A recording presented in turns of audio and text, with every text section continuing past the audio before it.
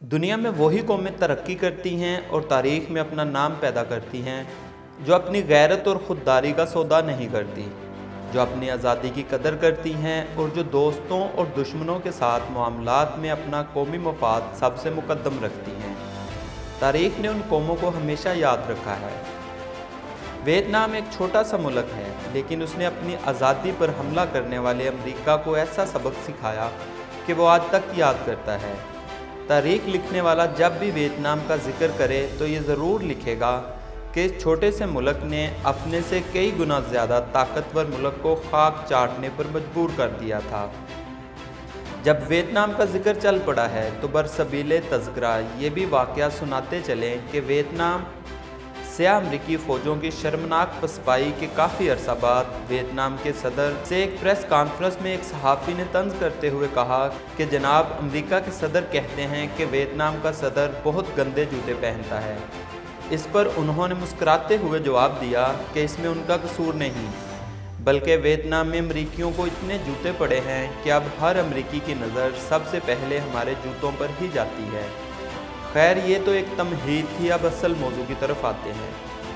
ستمبر 1965 بھی ایک ایسا ہی دن تھا جب ایک پڑوسی ملک بھارت نے بلا کسی جواز کے رات کی تاریکی میں اچانک پاکستان پر حملہ کر دیا، اور ان کا خیال تھا کہ رات کو ہم حملہ کریں گے اور ناشتہ لاہور جم خانہ میں کریں گے۔ لیکن پھر چشم فلک نے یہ منظر دیکھا کہ ایک چھوٹے اور کمزور ملک نے اپنے سے کئی گنا بڑے دشمن کو ناکو چنے چبوائے، اس کی آرزوؤں کو خاک میں ملا دیا۔ نہ صرف یہ کہ اس کے حملے کو پسپا کر دیا، بلکہ دشمن کو روندتے ہوئے کئی کلومیٹر اس کی سرحد کے اندر گھس گئے اور اس سورما کو لینے کے دینے پڑ گئے۔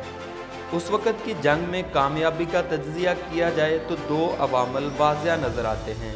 اول یہ کہ اس موقع پر پوری قوم تمام اختلافات بھلا کر یکجان ہو گئی تھی اور سب ایک دشمن کے سامنے سیسا پلائی دیوار بن گئے۔ دوسری بات یہ کہ اگرچہ اس وقت بھی ایک آمر کی حکومت تھی، لیکن اس نے دشمن کے ساتھ کسی بھی ڈیل کی بجائے اس کو اس کی زبان میں جواب دیا، جو اس ہندو بنیے کو بخوبی سمجھ میں آ گیا، کیونکہ یہ ہندو بنیا صرف دو زبانیں سمجھتا ہے، یا تو مایا کی یا جوتوں کی، اور اس وقت کے ہمارے حکمران صدر ایوب خان نے اس کو جوتوں کی زبان میں سمجھا کر یہ بات ثابت کر دی تھی کہ لاتوں کے بھوت باتوں سے نہیں مانتے، اور ہم اپنی آزادی اور خود مختاری کا سودا نہیں کریں گے، اور اپنی سرحدوں کی حفاظت ہم اپنی جان پر کھیل کر بھی کریں گے۔ آج جو ستمبر آیا ہے تو صورتحال بہت تشویشناک ہے۔ کل جو قوم ایک متحد قوم تھی، آج اس کا اتحاد پارا پارا ہے۔ کل قوم ایک نقطے پر متفق تھی تو آج قوم کا ذہن بٹا ہوا ہے۔ قوم کی یکسوئی ختم ہو کر رہ گئی ہے۔ کل ایک بات تھی کہ بھارت ہمارا دشمن تھا اور ہے، آج اس معاملے پر بھی قوم کو الجھا دیا گیا ہے۔ یہ وہی بات ہے کہ قوم کی یکسوئی ختم کر دی گئی ہے۔ کل کے حکمران کم از کم کسی نہ کسی حد تک ملک کے مفاد کے لیے اقدامات اٹھاتے تھے، لیکن آج ہمارے حکمرانوں کا جائزہ لیا جائے تو نظر آتا ہے کہ گزشتہ 20 سال سے ہمارے حکمرانوں نے ملکی مفاد سے زیادہ ذاتی مفاد اور سامراجی طاقتوں کے مفاد کا تحفظ کیا ہے۔ کل ہم نے ایک دشمن کو اس کی ناپاک جسارت کا مزہ چکھایا تھا۔ ایک جان باز سپاہی ایم عالم نے پاکستانی حدود کی خلاف ورزی کرنے والے 7 بھارتی طیاروں کو مار گرایا تھا۔ ایم عالم تو نہ رہے، لیکن ایم عالم کی تربیت کرنے والی پاک فضائیہ آج بھی موجود ہے۔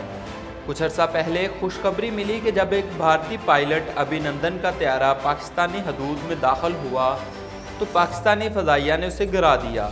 کل ستمبر 1965 میں جب بھارتی فوج نے اپنے ٹینک آگے بڑھائے تو ہماری فوج سے پہلے ہماری عوام نے، ہمارے محب وطن لوگوں نے جسموں پر بم باندھ کر ان ٹینکوں کے نیچے لیٹ کر جام شہادت نوش کیا اور دشمن کی پیش قدمی روکی۔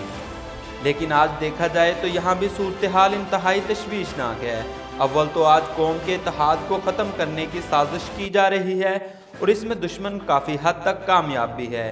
ہمارے بلوچ بھائی بھی حکمرانوں کے ساتھ ساتھ اب ریاست ہی سے ناراض ہیں۔ سندھ میں بھی قوم پرستی کا زور چل رہا ہے۔ سندھ اور بلوچستان میں سرعام سندھو دیش اور آزاد بلوچستان کے نعرے لگ رہے ہیں۔ سندھ کے شہری علاقوں میں ایک ایسا گروہ موجود ہے جو سامراجی طاقتوں کا پرجوش حامی ہے۔ پنجاب میں بھی سرائکستان اور الگ صوبے کے نعرے لگ رہے ہیں۔ اس کے باوجود بھی جب یہ دیکھا گیا کہ ابھی بھی اس قوم میں ایسی چنگاریاں موجود ہیں جو کسی بھی وقت شعلہ بن سکتی ہیں، تو پھر ہماری عوام کو آٹا، چینی، بجلی اور ایسے ہی مسائل میں الجھا دیا گیا ہے کہ اب ان کی ساری جدوجہد بچوں کی دوا دارو کا انتظام کرنے کے لیے ہوتی ہے تاکہ وہ حکمرانوں سے کچھ پوچھ نہ سکیں۔ امریکی سفارت خانے کی توسیع اور وہاں سینکڑوں امریکی سپاہیوں کی موجودگی کا کیا جواز ہے؟ بھارت ہمارے پانیوں پر کیوں قبضہ کرتا جا رہا ہے؟ سیکیورٹی کے نام پر بلیک واٹر کا فحش گروہ ہمارے ملک میں کیوں موجود ہے؟ امریکی اہلکار ہمارے ہی ملک میں ہمارے ہی لوگوں کی تذلیل کیوں کر رہے ہیں؟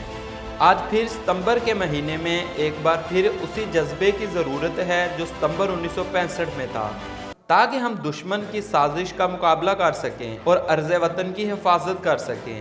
آج ضرورت اسی بات کی ہے کہ ہم ملک میں بڑھتے ہوئے امریکی اثر و نفوذ کے خلاف پرزور احتجاج کریں اور حکمرانوں کو مجبور کریں کہ وہ اپنی خود مختاری کا سودا نہ کریں اور نہ ہی اپنے ذاتی مفادات کی خاطر ملک کی سالمیت کو سامراجی طاقتوں کے ہاتھوں گروی رکھیں، بلکہ ملکی مفادات میں فیصلہ کریں اور بڑھتی ہوئی غیر ملکی مداخلت کو ختم کریں۔